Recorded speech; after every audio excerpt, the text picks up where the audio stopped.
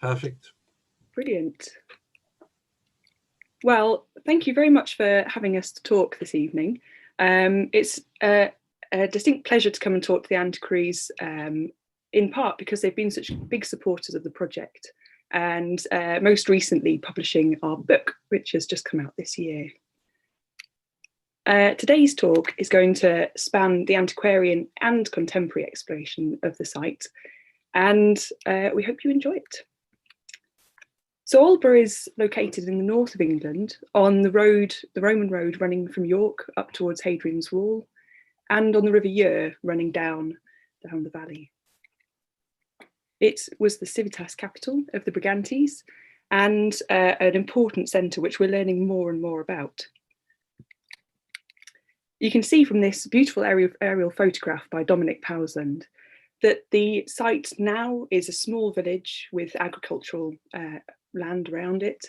And if I just run my cursor, you can see the area of the town wall underneath the cursor, and that the village is sort of sitting snug within it.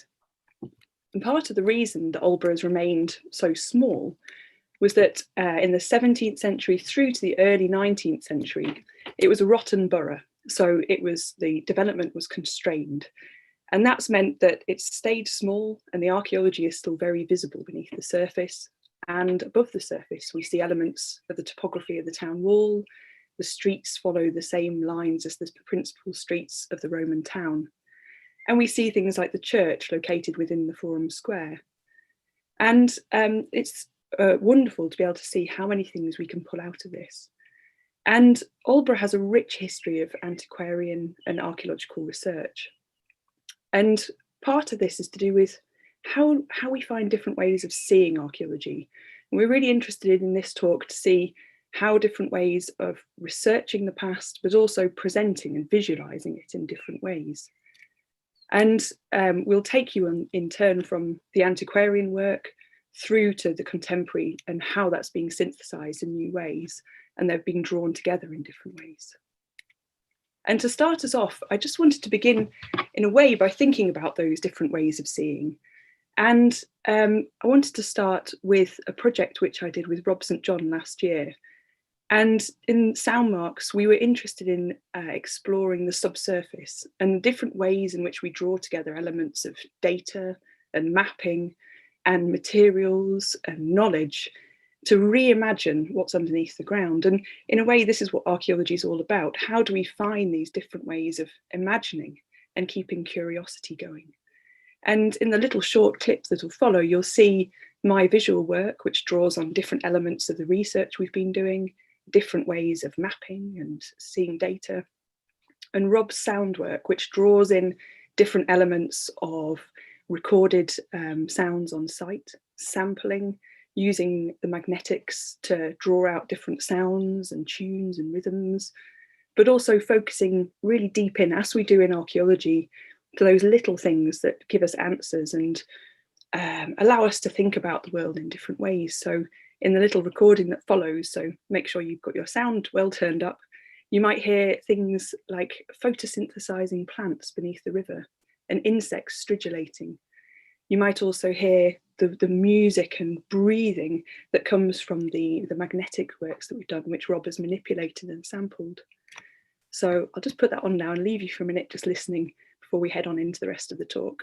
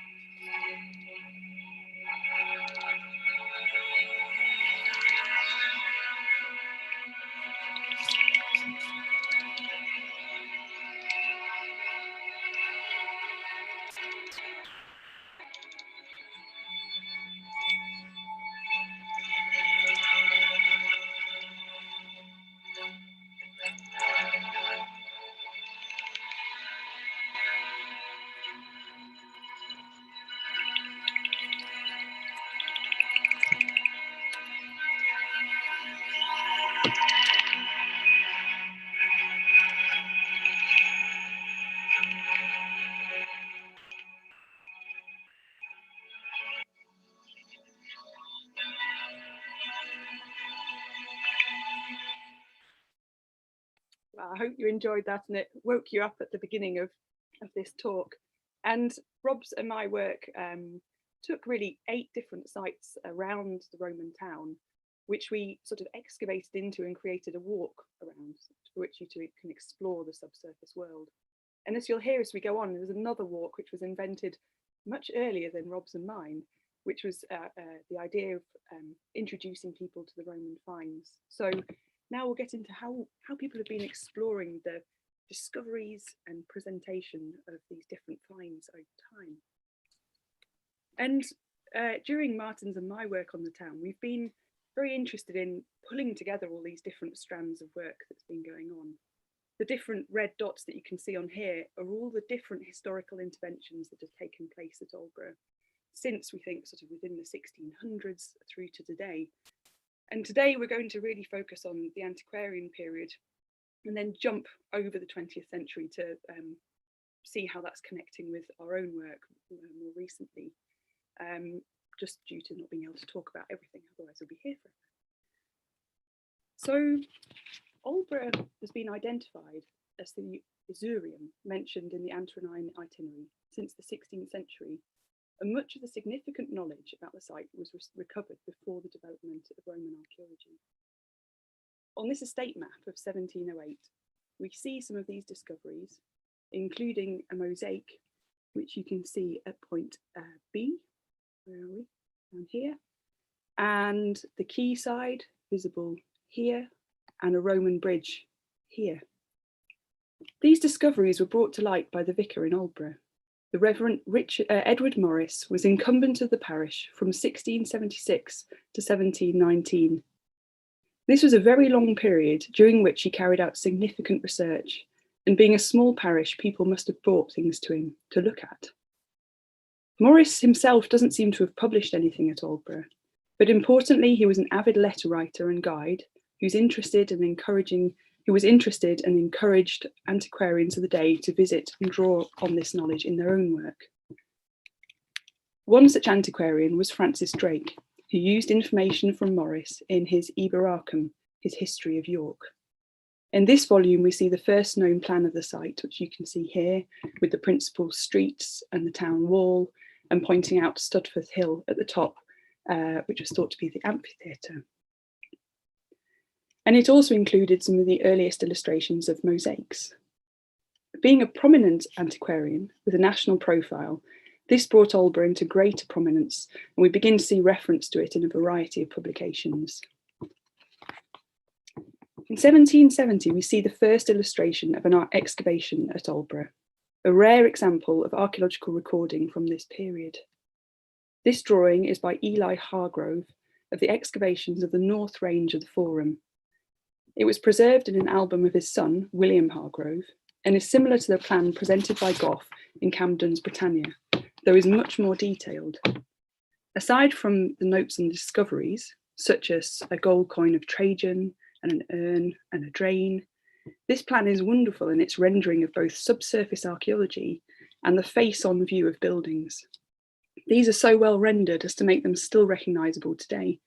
We can identify the farmhouse that still stays standing here, and the Ship Inn, the pub, which just shows that archaeologists have always tried to excavate as close as possible to the pub. The presentation of these discoveries is really what makes Aldborough stand out, and perhaps the best example of it is its antiquarian garden, which we shall explore now. Before the 1830s, the Duke of Newcastle's ownership of Aldborough had prevented the development with the Rotten Borough, but not encouraged archaeological excavations. In 1832, the estate was purchased by Andrew Lawson, who was actively interested in excavation and the presentation of antiquities. The map we see here was created as part of Eckroyd Smith's publication Reliquae Isurianae, which summarised all the findings of Andrew Lawson's work and was published in the year of his death. Many of the discoveries and excavations were transformed into an antiquarian garden to show off and display both objects and excavated features in situ along the side of a path that wound along through the design gardens and Pinetum. On this map drawn by Mark Hesse, and some of the other drawings that we'll see as we go through are also by Hesse for Eckroyd Smith's volume, We can see Aldborough Manor marked in yellow, which is where we begin our walk. And we'll take a tour along the path shown in red, along through past the quarry, and finally to the Prospect Tower at the end. Some other interesting things just quickly to note on this map are the town walls, which run around the edge, the amphitheatre at Studforth, and you can see the location of the forum, the north range of the forum, shown just above the church. So we begin at Aldborough Manor, and visitors coming out of the manor would have gone into a specially built museum building, which was put up over the top of this corridor mosaic, an in situ mosaic discovered by Andrew Lawson. Within the museum, visitors would have been able to see different objects found, such as burial urns and domestic pottery, different kinds of parts of mosaics and glasswork, much of which is still on display in the current museum. Leaving the museum and starting up the garden, they would have seen part of an excavated bathhouse on display, which is now being covered over and landscaped, so it's not visible, but would have been quite a remarkable sight coming out of that museum. Heading on up the path, visitors would see what's there now. They're part of the Roman town wall, which we can see here as this lump still in existence, and the path wound its way around it. And you can see on the picture in the bottom left, visitors in the Victorian period walking around an area to the left of our picture, which was part of an excavated townhouse, looking at the different remains. And we also see another quite important element of the garden, which was the display of different parts of stonework. Some of these were aspects and pieces that had been found on site, bits of architectural columns and masonry, which we can see on the bottom right. But other pieces were brought in. Andrew Lawson was an avid collector, and he seemed to have sort of brought in pieces from the locality. And in the middle, we can see this beautiful Anglo-Saxon cross shaft, which was brought in from nearby Cundall.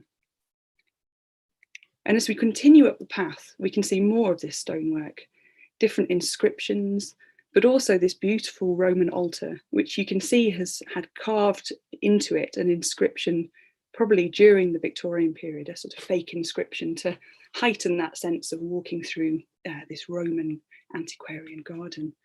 And it's these little pieces like this that make it so special. We see this continued as we get up to the next area of the walk. In front of us, where my cursor is, we can see the town wall again as that lump there. And to its left, part of the open excavation of a Roman townhouse. And in front, there's a little promontory, a stone-lined promontory, whereupon different bits of stonework were displayed.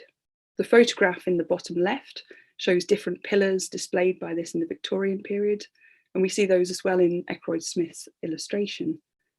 But since then, different bits of stonework have been added from the excavations in 1924 and those in the 1930s, adding to the sense of that walk, and it's really endured through time. And we understand these open excavations much better from Eckroyd Smith's publication. The drawings done by Mark Hesse really show quite detailed plans of what was going on. So we see there the city wall that was running up the side, and that beautiful townhouse with its apsidal rooms, as well as little sketches showing what the remains would have looked like and did look like at the time. As we carry on up, we get to the corner of the town wall, where the west wall becomes the south wall. And at this point, we get to the Prospect Mound. We think this was constructed from the spoil from the quarry. And in the Victorian period, it would have been coated in flowers and had a path leading up to the top, from which point you can look down the west wall to where we've just walked and along the south wall of the town through the trees and looking at it towards the Prospect Tower. And the flowers at the moment are not out, it's the autumn, but you can imagine the spectacle of this point and that wonderful sense of being able to look up and down the town walls and out from that point to the Yorkshire Dales as well. And it also gave a view into the Roman quarry, which is a really magical and quite special place. This quarry was begun in the Roman period to provide stone for the town. This is a point where the red sandstone outcrops quite shallowly, and many of the buildings in the town are constructed from it. In the Victorian period, we think that parts of it had been quarried some more for other buildings and walls in the estate, but it was also brought into this antiquarian garden walk, and the path descends into it, reusing parts of a spiral staircase and ending sort of on this promontory looking down. And in that period, these little niches were cut into the stone and statues put into them. We think most likely the statues have come from the church in Borough Bridge, which was demolished during Andrew Lawson's lifetime. And they may well be downpipes, which have been stood upwards. And there used to be many more, but they've since disappeared. And also the quarry is made more magical by the fact that the tool marks are still evident on the stone faces. And the planting has been done as such to make it feel quite sort of romantic. It's got the ivy falling over. It would have been full of quite rare ferns, and it's been planted with all sorts of quite interesting tree species. And it's at this point that we're sort of coming into the main part of the Pinetum. And so we come out of into the light and look at the trees along the south part of the town wall, which we can see running along to the left. This area of excavated town wall remained open through the Victorian period and stays open today for visitors to see. It was re-excavated in parts and mended in the 1960s and 70s by Dorothy Charlesworth. But you can see the real sense of walking along next to these things, how powerful it was, and the different kinds of trees that have been planted up. And on those stones themselves, you can see little details like the Roman masonry marks. So there's plenty to look at. If we take a little detour off the main path quickly, we can see the mosaics which were excavated. This is an area which was excavated by Andrew Lawson and formed part of a townhouse with a little domestic bath suite. And 2 mosaics were found as part of that building, the lion and the star. And these little buildings that have been built on top of them, so they've remained in situ to be looked at, date the first one, the brick one, is built very much in the Georgian style with little windows to look in, and the second one out of stone. And they're quite remarkable examples of presenting Roman antiquities and mosaics in this way. And at the bottom, we can see Mark Hesse's sketch on the far left from the excavations themselves, the original sketch, and his more detailed drawing for the publication. Which again shows that lovely continuation of an aesthetic which developed through that publication. And re-excavation of that area in 2016 proved just how accurate these recordings were as well. So not only do they have an aesthetic, but they were exceedingly accurate for their time. And finally, at the top of the path and the end of the walk, we come to the museum and the Prospect Tower. Here you can see on the right-hand side, the original Victorian museum that was built here. And on the bottom left, you can see what that looked like inside. They reused that corridor mosaic from the first museum and relaid it on the floor and displayed all the finds which had come about from the excavations. And we see visitors such as the Society of Naturalists coming in 1867 and going up to the top of the Prospect Tower, which stands in front of the stone building, and experiencing the final view. And down on the left-hand side, the little dark red building is the current museum as well. So it's a nice continuity of things going on at the site. So if, like those Victorian naturalists, we climbed to the top of the Prospect Tower, we would have looked out across the village and across to the Hambleton Hills and the river. And here in this beautiful image that's the frontispiece of Eckroyd Smith, we see the antiquarian looking out with the tools of his trade and with Eckroyd Smith's map and Reliquae Isurianae, which is quite a lovely way of ending. And in the museum today, the objects really combine together the things that we're finding most recently with those antiquarian finds to really bring a synthesis of new stories to the site. And that's where I'll stop and hand over to Martin for the synthesis. Thank you. What Rose has just explored with us is, in a sense, the golden age of exploration of Roman Aldborough. Following on from the work that ended in 1852. There's something of a dark age of archaeological work with comparatively little excavation done.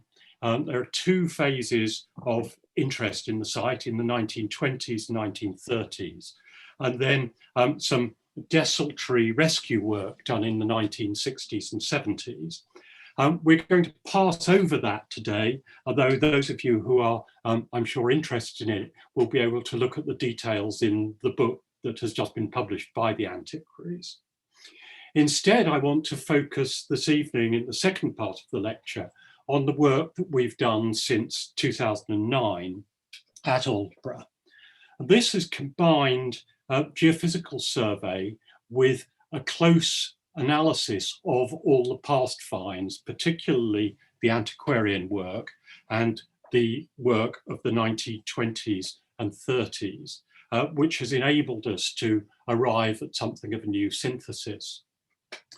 I don't want to say very much about the geophysical survey work, which with the help of funding from the Jones Fund is now continuing actively on the site. But by combining handheld magnetometry work with now the use of mechanized data collection, we've covered more than 250 hectares of the Roman town, which you can see on the left, and the immediate environs of that. In the best preserved areas, the detail that that magnetometry survey produced is quite extraordinary. And we're seeing here the northern part of the town, the defences, and the layout of the buildings within, where you can see quite extraordinary quality of detail of the Roman remains. But in other areas of the site, the surface coverage, things like the presence of the churchyard and so forth, mean that magnetometry doesn't work so well. And we've therefore worked with colleagues, particularly Lieven Verdonk from Ghent University, in collecting data using ground penetrating radar. And in the area that Rose was showing us where the mosaics are displayed, you can get a sample of that information on the following animation. What we're seeing here are going down through depths from the surface to reveal the Roman buildings, showing the radar enabling us to see different depths through time. So we're going down about a metre. Now we start seeing the Roman buildings emerging, the details of the Roman buildings, the floors now. The buildings then begin to disappear as foundations, and we go into the natural. That work, both the magnetometry and the ground penetrating radar, has enabled us to build a quite detailed picture of the Roman town and to map the street systems, the buildings, and so forth. Just as one example of this, which is explored in detail in our recent volume, you can see the area around the Roman mosaics. I hope you'll recognize at the top the building that Rose showed us with the mosaics in it. And to the left of that in the main image, you can see the structures that were showing up on the ground penetrating radar, that pair of apse buildings that are sort of tantalizingly in the center of the screen. And further over to the left, you can also see the so-called barracks that Rose showed us as we walked up the Antiquarian garden path through the site. Now, the second stage of our work that began in 2016 started in this area and has involved selective re-excavation of past sites. And our aim here has been to use these past areas of disturbance as windows into the development of the Roman town, enabling us to look at the accuracy of the records, to provide dating evidence to understand what had been found better, and to get us a better overview of the development of the town. And in 2016, as Rose has already indicated, we dug a small trench re-excavating the site, one of the sites that Andrew Lawson dug in the 1830s. And you can see in the very top right of the screen, our trench superimposed on Eckroyd Smith's plan, showing the pretty accurate rendition of his recording, which encourages us in our belief that the other recording that was done at that time can be relied on. And that's enabled us to integrate the results from those 1830s, 1840s excavation with our own geophysical survey and other work. So drawing the use of selective re-excavation, perhaps our most successful attempt at this was in 2017, where in the very, very restricted area that was available on the grass verge beside the road running through the village, we were able to look at a series of anomalies found by the ground penetrating radar that appeared to match with that plan of Hargroves that Rose showed us earlier, showing the north range of the Forum as excavated in 1770.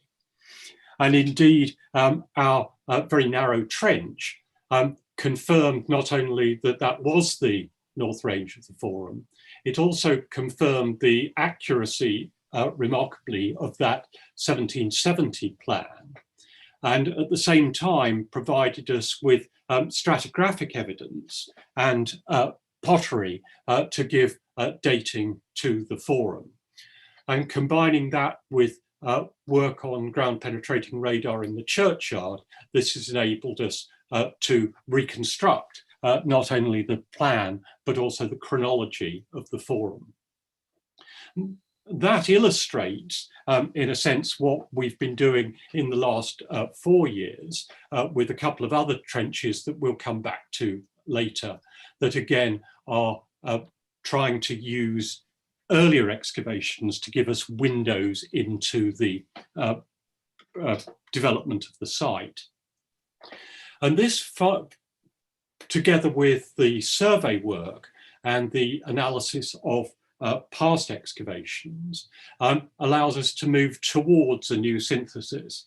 And I would underline here that this is towards a new synthesis, as since we've completed our first publication, we're already beginning to develop new ideas and gain new evidence from the current work. And I want in the next few minutes to give you a quick overview of the development of Aldborough as we now understand it, with a focus first on the very early development of the site, and secondly on its late Roman to early medieval transition. And I'm therefore going to skate over the middle period of the development of the site relatively quickly. In terms of origin, Aldborough, amongst the civitas capitals of Roman Britain, is comparatively unusual for being a site without an obvious Iron Age precursor. And the development of the site seems to have been stimulated by the development of the road network and the military occupation of the region that begins with Petilius Cerealis' conquest of Brigantia from AD 70 onwards.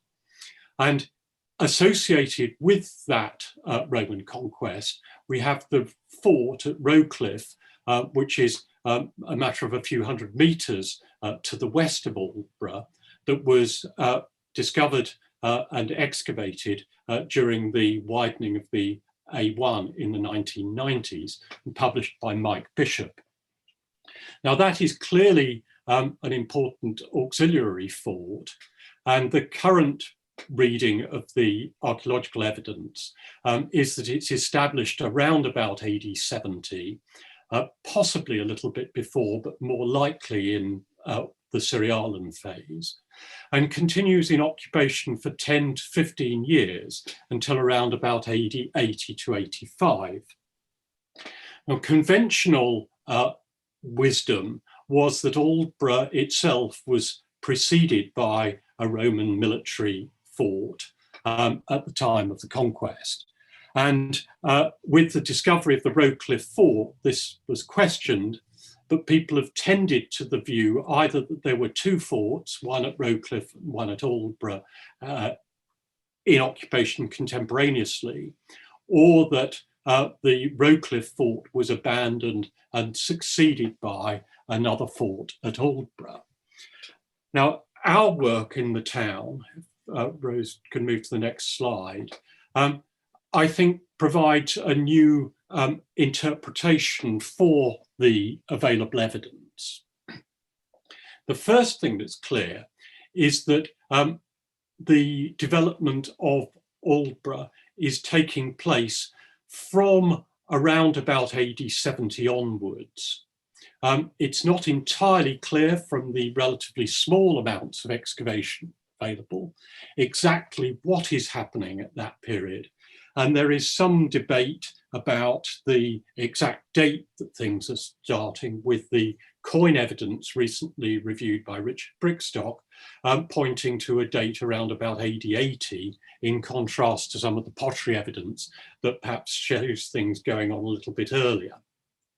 But what does seem to be evident from our work is that both Rochcliffe and Aldborough are in existence at the same time.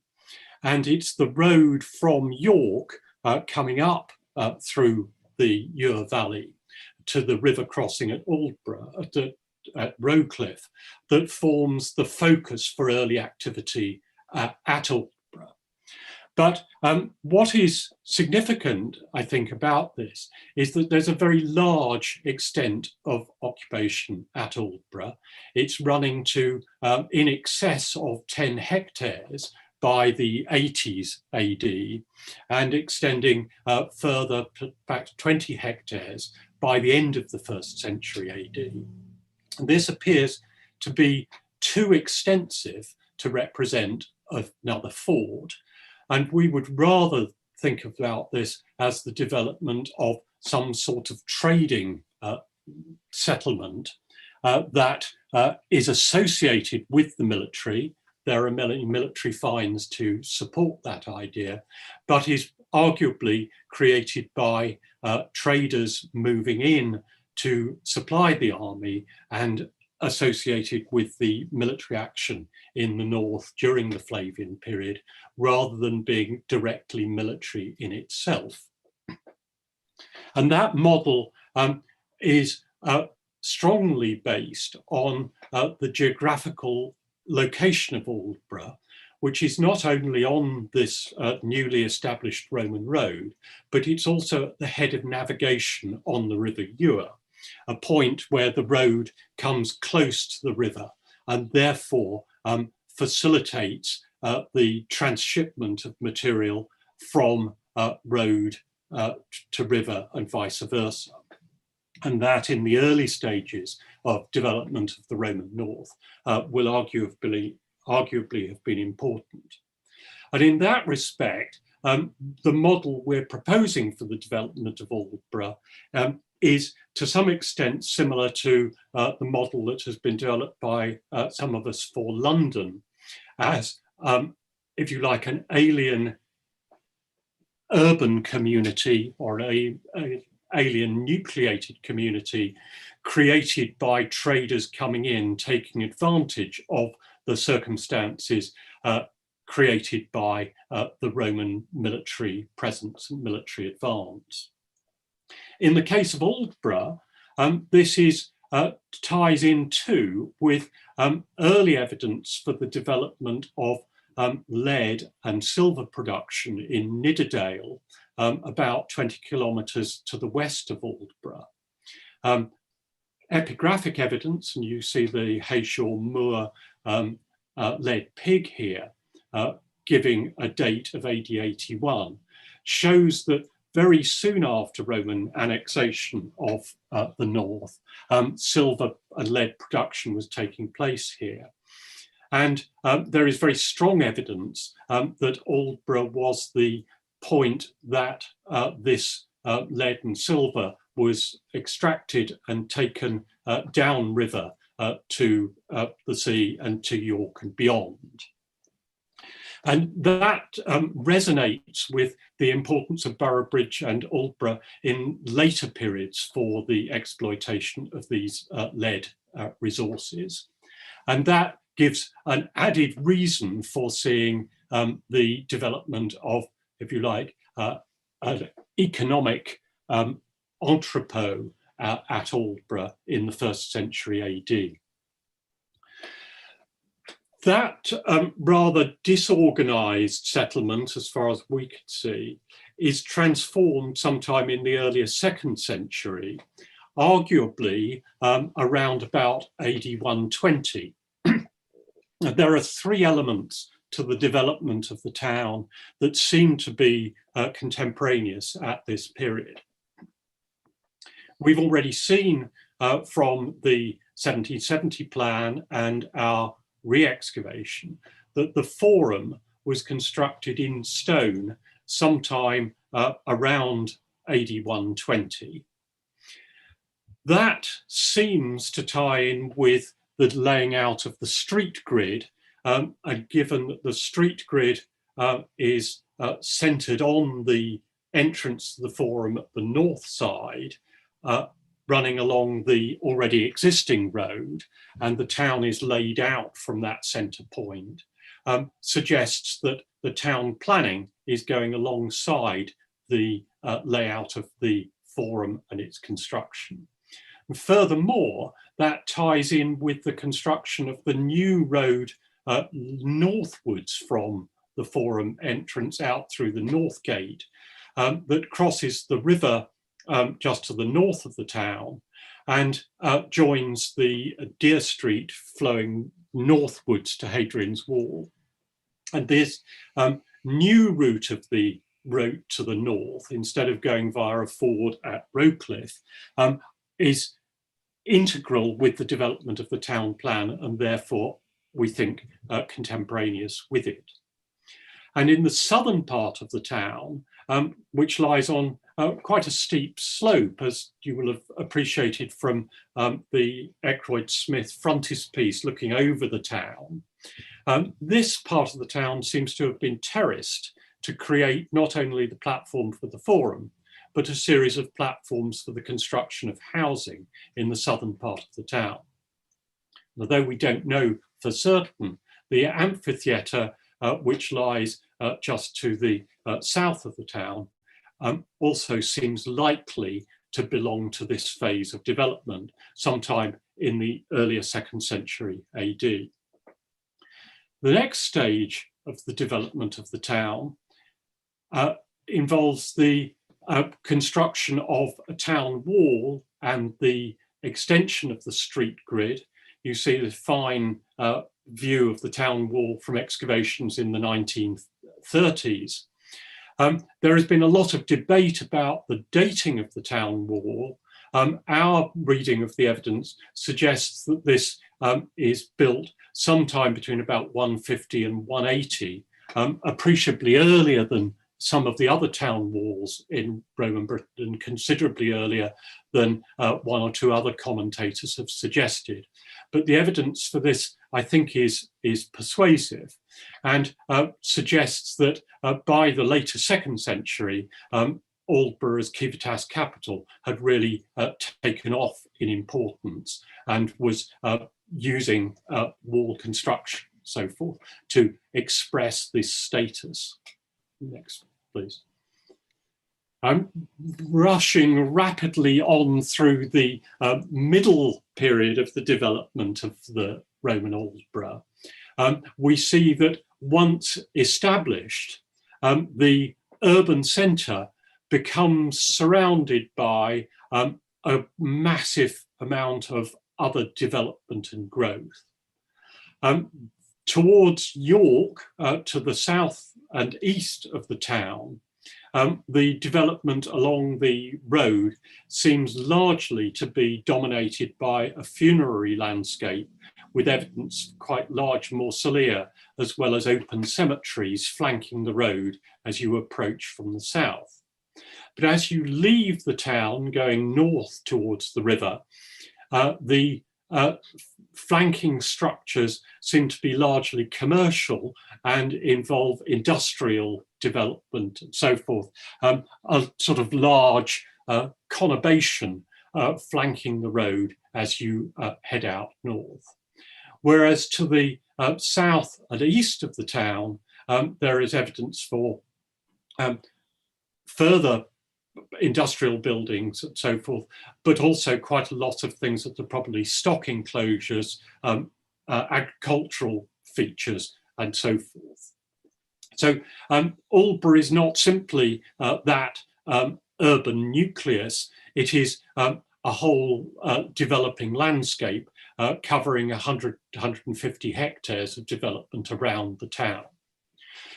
And at some stage in the this development, we see both the elaboration of the town defences, which are added to with a series of external towers and large-scale additional ditches, probably dating to the mid-4th century.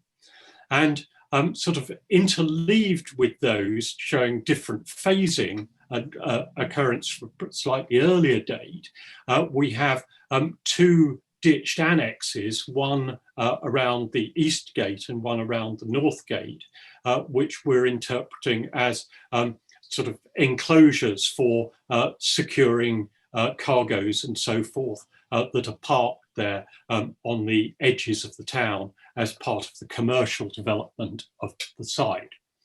But the striking development of the defences is something we will come back to in the later period. Before we do that, it's worth emphasising that the commercial role of the town is something that doesn't die out in the 1st century, but seems to continue throughout the Middle Roman period. And in particular, excavations in the 1920s picked up part of a large building that Rose will point out on the slide, which runs for about 60 metres north-south, just on the northern edge of the grid within the town wall.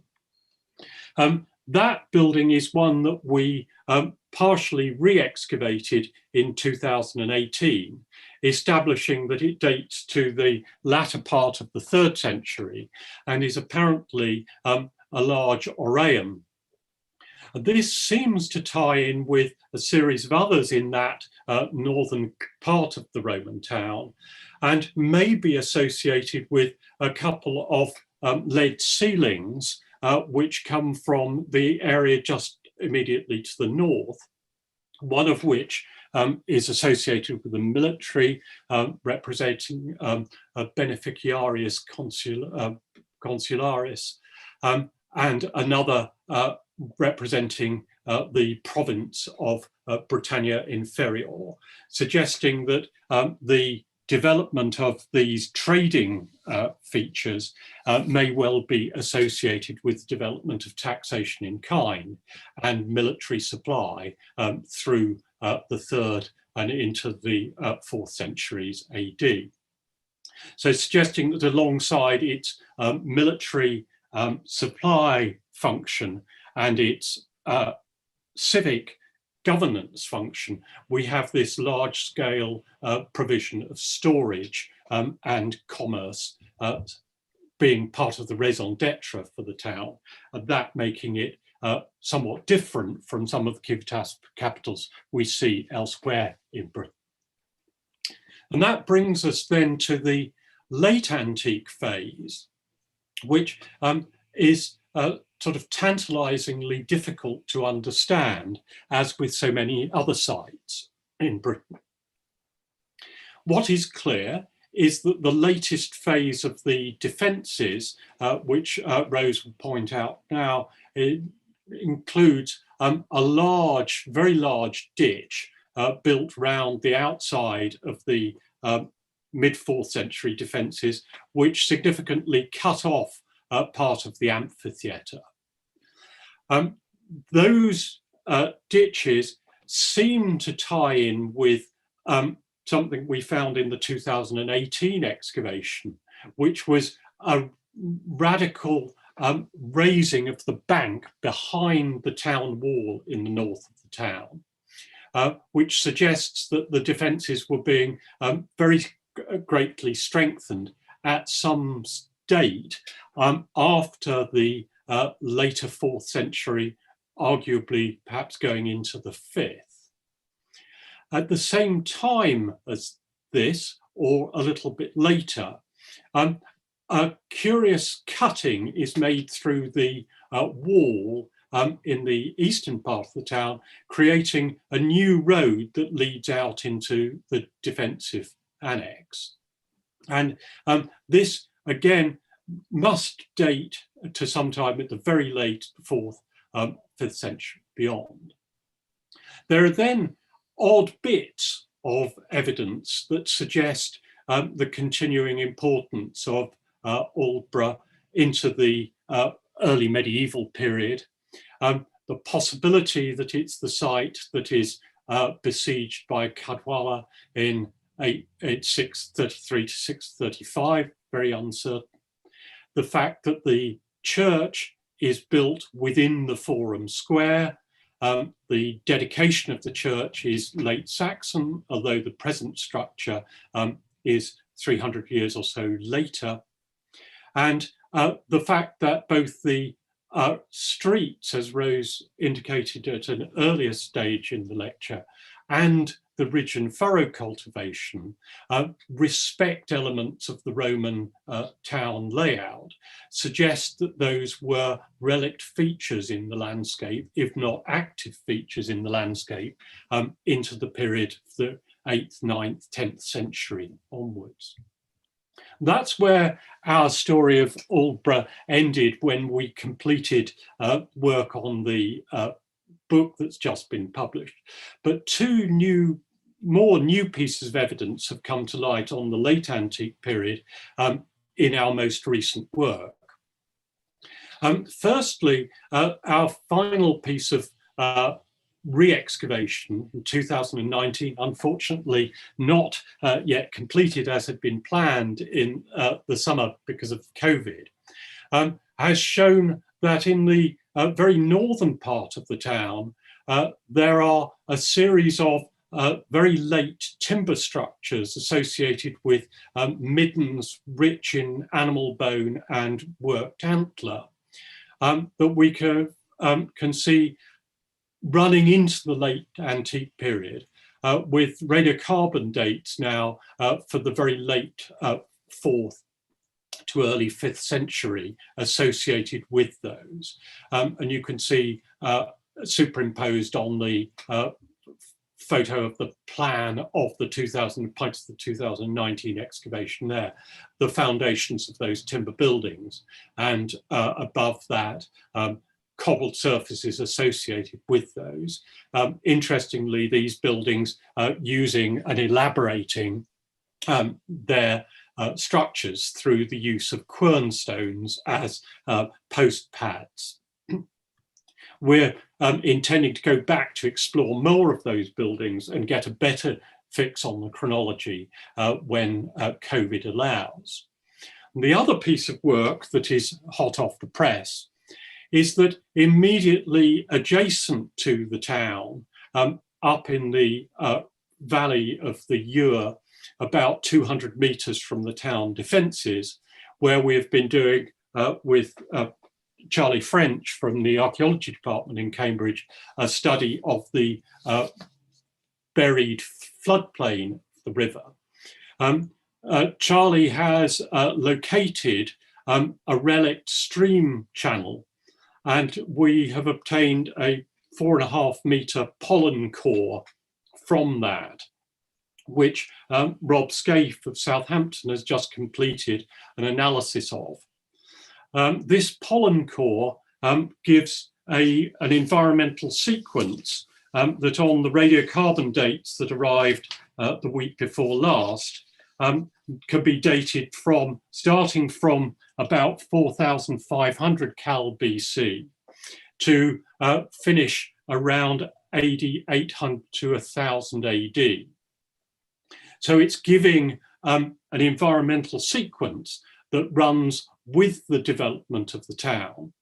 And in that pollen core, you can see a number of features, one of which is a very marked charcoal peak that probably relates to the metalworking activity that we also found in our 2019 excavation, dating to the 2nd century AD.